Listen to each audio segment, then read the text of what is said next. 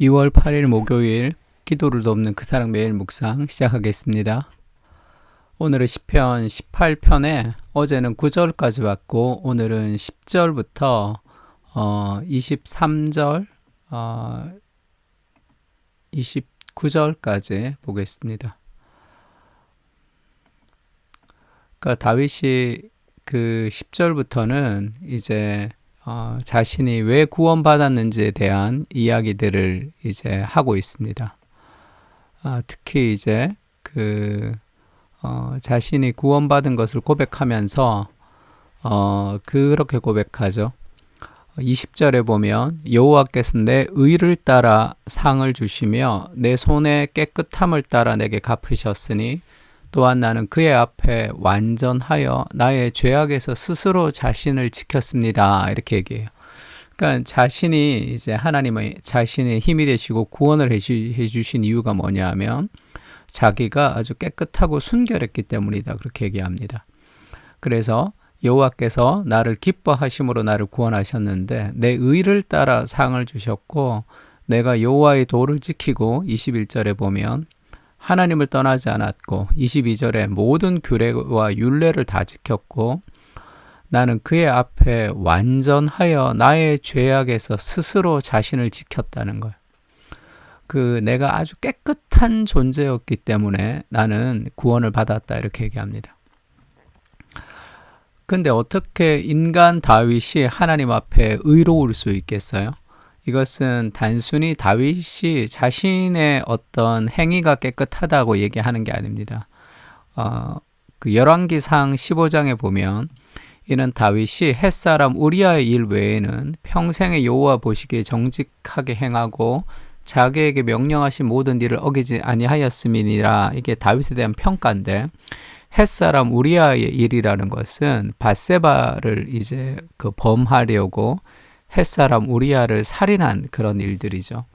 그러니까 10계명에 있어서도 7계명과 살인하지 말라는 계명을 이미 어긴 거잖아요. 근데 어떻게 하나님 앞에 자기가 완전하다고 얘기할 수 있습니까? 이것은 다윗의 행위적 의가 아니에요. 우리가 하나님 앞에 의로울 수 있는 이유는 인간의 행위적 의가 아니라 그리스도의 의입니다. 그리스도의 의가 지금 우리 안에 있기 때문에 그런 거죠. 그래서 결국 이 다윗의 시편은 그리스도를 통한 더 큰 구속의 그림자를 보여주고 있습니다.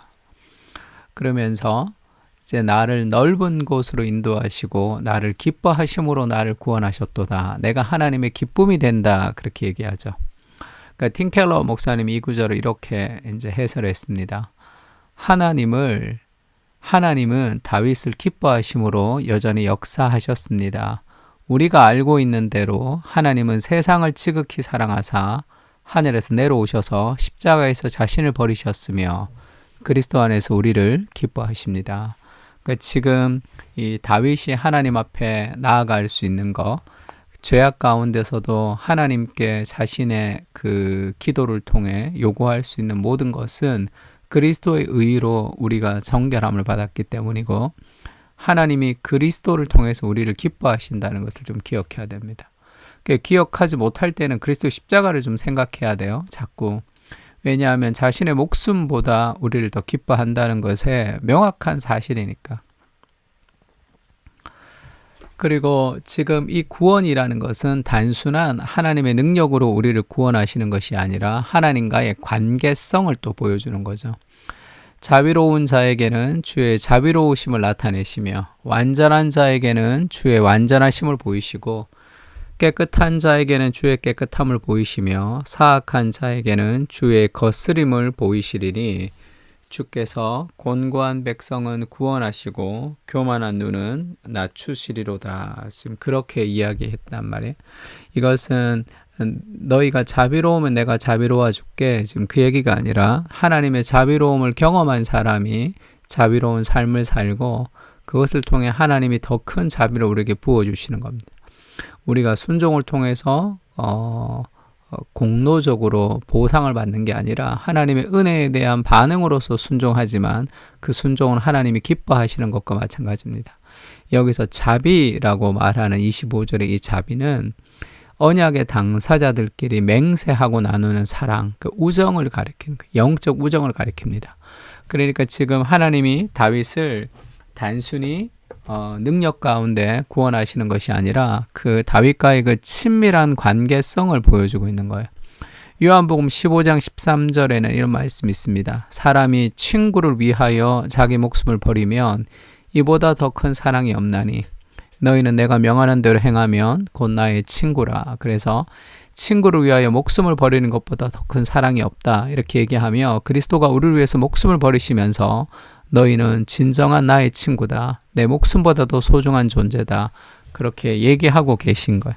그래서 우리가 그리스도와의 그 친밀한 관계들을 그리스도의 의로 우리가 구원을 받고 그리스도와의 그 깊은 친밀한 관계를 누릴 수 있는 존재가 된 거죠. 그 친밀한 관계를 누리면 어떻게 됩니까? 담대해지죠.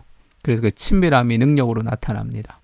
그래서 시편 18장 29절에는 내가 주를 의뢰하고 적군을 향해 달리며 내 하나님을 의지하고 담을 뛰어넘나이다.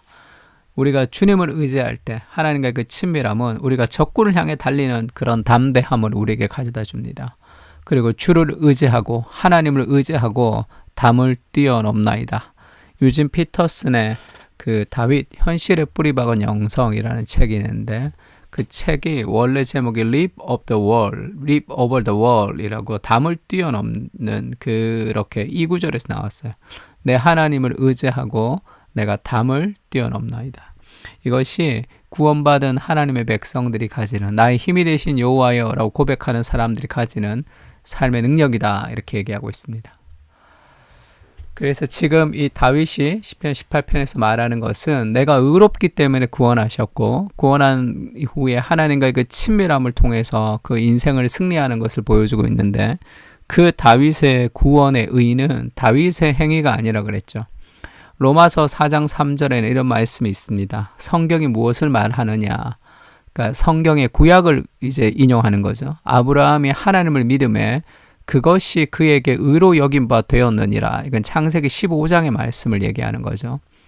일하는 자에게는 그 삭시 은혜로 여겨지지 아니하고 보수로 여겨지느니와 내가 아르바이트 같은 거 할 때 일하고 돈을 받는 것은 그건 그 월급이 은혜가 아니라 보상이죠. 보수죠, 그냥. 그러나 일을 아니할지라도 경건하지 아니한 자를 의롭다 하시는 이를 믿는 자들에게는 그의 믿음을 의로 여기시나니. 그러니까 구원이라는 것은 인간의 노력을 통해서 보상을 받는 것이 아니라 일하지도 않고 경건하지도 않는데 돈을 준다는 거예요. 경건하다고 말한다는 거예요. 그것을 믿을 때. 일한 것이 없이 하나님께 의로 여기심을 받은 사람의 복에 대하여 다윗이 말한 바, 그러니까 율법의 행위가 아니라 그리스도를 믿음으로 구원을 얻는 거죠. 내가 일을 안 했는데 어떻게 내가 보상을 받습니까? 그리스도가 대신 일을 했거든요. 그래서 다윗이 그 은혜로 구원받는 사람들의 복에 대해서 그렇게 얘기했습니다. 불법이 사함을 받고 죄가 가리어짐을 받는 사람들은 복이 있고 주께서 그 죄를 인정하지 아니하실 사람은 복이 있도다 함과 같으니라. 다윗의 수많은 범죄 또 여러 가지 그런 실수들이 있습니다. 그러나 그리스도의 보혈로 그것이 가려져서 다윗을 하나님이 깨끗하고 정결한 하나님의 백성으로 바라보시는 것처럼 하나님이 우리를 바라보시는 거죠. 그래서 인생의 과거의 죄와 이 과거의 실패가 우리를 발목 잡아서는 안 됩니다. 이사야서 말씀 설교 시간에 늘 얘기하는 구절 있죠. 너희는 이전 일을 기억하지 말고 옛날 일을 생각하지 말라. 보라 내가 새로운 일을 행할 것인데 이제 나타낼 것이라. 너희가 이것을 알지 못하느냐. 광야의 길을 사막의 강을 내시는 그 하나님이 우리 인생 가운데 새로운 길을 내실 것이죠. 그래서 그런 그리스도의 의가 우리에게 있다는 것. 그래서 우리의 행위와 우리의 어떤 모습을 통해서 더 좌절하거나 교만해지는 것이 아니라 내가 그리스도의 의로 깨끗해진 하나님의 사람이라는 감사와 기쁨이 우리의 삶을 이끌어가는 그 하나님과의 친밀함을 통해서 우리가 적군을 향해 달리고 장애물을 뛰어넘을 수 있는 그런 사람이 되는 것입니다. 온 우주의 하나님이신 당신께서 이 땅에 내려오셔서 나를 위해 죽으시고 나의 진정한 친구가 되심을 감사합니다. 우주의 통치자와 우정을 나눌 수 있는 특권에 감사하며 그 친밀함을 통해 인생의 수많은 담들을 뛰어넘을 수 있도록 은혜를 부어주십시오. 주님의 손을 붙들고 오늘도 달려갑니다. 나는 여전히 죄인이지만 또한 사랑받는 하나님의 자녀입니다. 아멘. 우리 시편 18편 이 두 번째 시간인데 이 구절을 가지고 또 같이 기도했으면 좋겠습니다. 다 같이 기도하겠습니다.